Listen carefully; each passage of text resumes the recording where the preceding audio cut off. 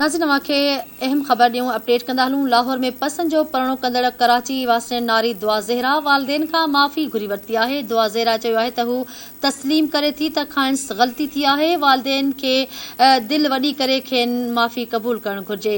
शादीअ खां पोइ पहिरियों इंटरव्यू ॾींदे दुआ ज़हरा चयो त सिंध हाई कोर्ट में पेशीअ दौरान वालदा खे इहो न चयो हुयो त आउं संदसि गॾु वञणु चाहियां थी। वालदा जज आॾो कूड़ ॻाल्हायो आहे। दुआ ज़हरा चयो त वालदेन मुलाक़ात दौरान चवंदा रहिया जज खे पाण सां गॾु वञण जो बयानु ॾियां पर आउं इनकार करे छॾियो। दुआ ज़हरा चयो त खेसि कंहिं बि नशो न ॾिनो, न ई अगवा कयो ऐं न ई ब्लैकमेल कयो वियो आहे। हुन पंहिंजी मर्ज़ी ऐं पसंदि सां ज़हीर सां शादीअ जो फ़ैसिलो कयो आहे ऐं हूअ ख़ुशि आहे। दुआ ज़हरा चयो त वालदेन पासपोर्ट बेफार्म ऐं उमिरि घटि लिखाई हुई।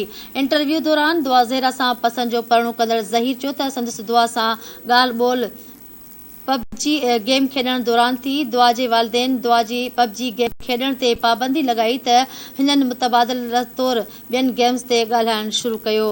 ज़हीर चयो त हू मोबाइल फ़ोन रिपेयरिंग जो कमु कंदो आहे।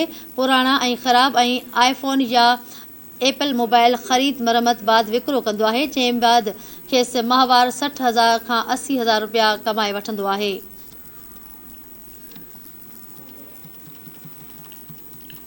जी नाज़रीन खे अहम ख़बर बाबति आगाह कयूं पिया, अपडेट पिया कयूं। लाहौर में पसंदि जो परणो कंदड़ कराची वासियुनि नारी दुआ ज़हरा वालदेन खां माफ़ी घुरी वरिती आहे। दुआ ज़हरा चयो आहे त हू तस्लीम करे थी त खाइंस ग़लती थी आहे। वालदेन खे दिलि वॾी करे खेनि माफ़ी क़बूल करणु घुरिजे।